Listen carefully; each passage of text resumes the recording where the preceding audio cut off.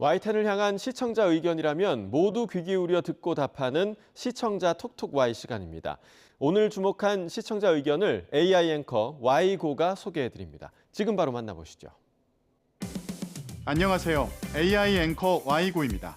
오늘의 첫 번째 주제는 동물학대 처벌에 대한 시청자 의견을 들어봤습니다. 자세한 내용 보도 먼저 확인해 보겠습니다.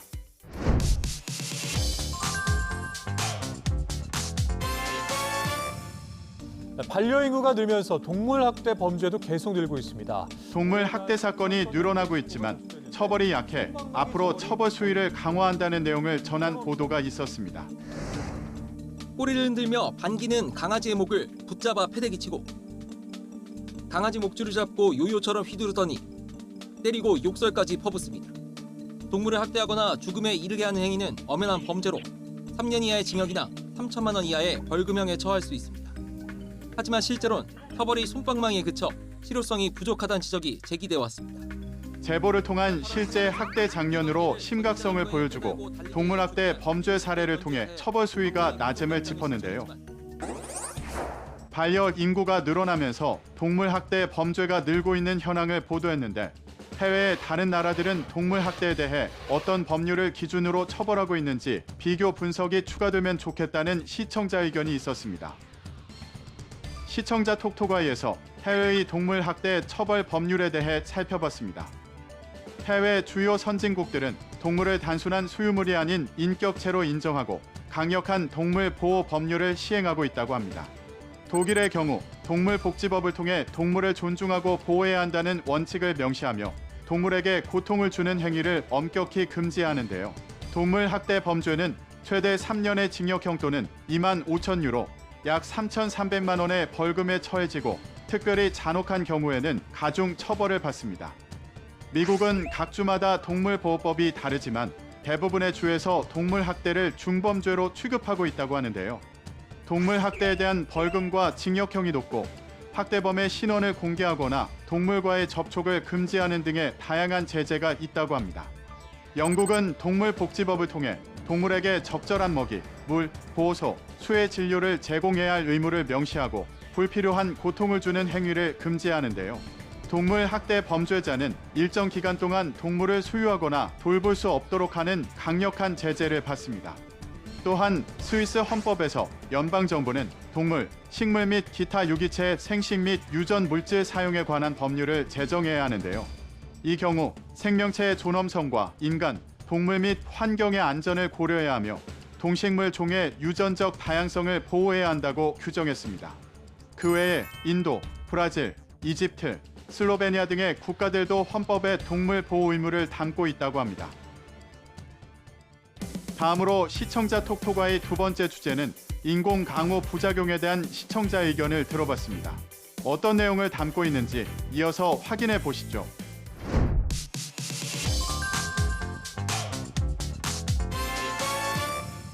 해마다 대형 산불이 되풀이되는 동해안 지역은 지형적 특성 탓에 산불에 특히 취약합니다.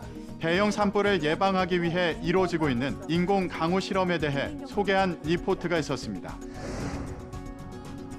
비행기 날개 끝에 달린 장치에서 불꽃이 터지며 구름 속으로 빗방울의 씨앗이 뿌려집니다.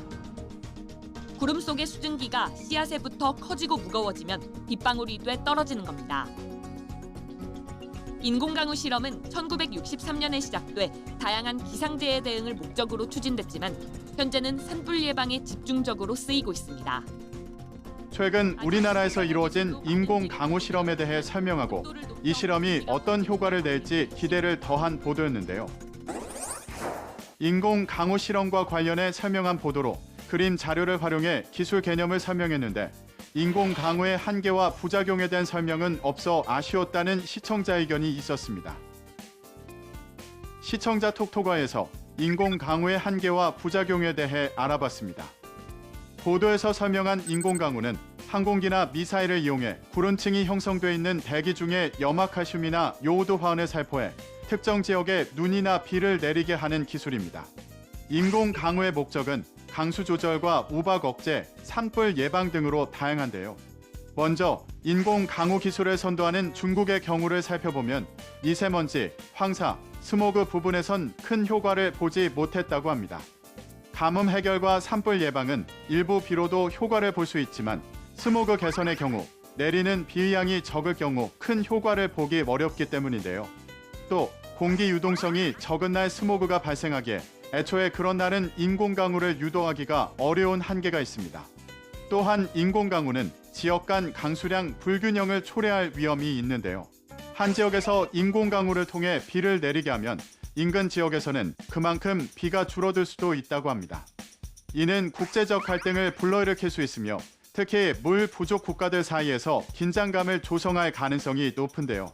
기후를 조작하는 기술이 장기적으로 자연의 균형을 깨뜨릴 위험성도 존재합니다. 인간이 단기적인 이익을 위해 날씨를 바꿀 경우 예상치 못한 부작용이 발생할 가능성이 크다고 합니다. 예를 들어 2024년 중국 충칭에서는 폭염을 완화하기 위해 인공강우 작업을 진행했으나 결과적으로 예상치 못한 강풍과 폭풍우가 발생하여 도시가 아수라장이 된 사례가 있습니다. 마지막으로 오늘 시청자 톡톡아의 세 번째 주제는 중국 히토류에 대한 시청자 의견을 들어봤습니다.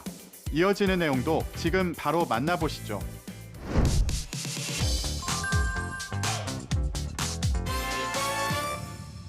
트럼프 미 대통령은 중국이 히토류 수출 통제에 나선 데 대응해 중국에 100% 추가 관세를 물리겠다고 밝혔습니다. 중국은 미국의 관세 부과에 대응해 히토류 수출을 제한하고 있는데 이에 대한 양국의 입장을 전한 보도가 있었습니다.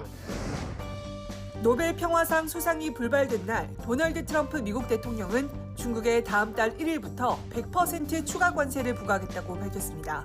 중국이 11월 1일부터 세계 각국의 히토류 생산과 관련한 수출 통제에 나서겠다는 서한을 보냈다며 이에 근거한 결정이라고 설명했습니다.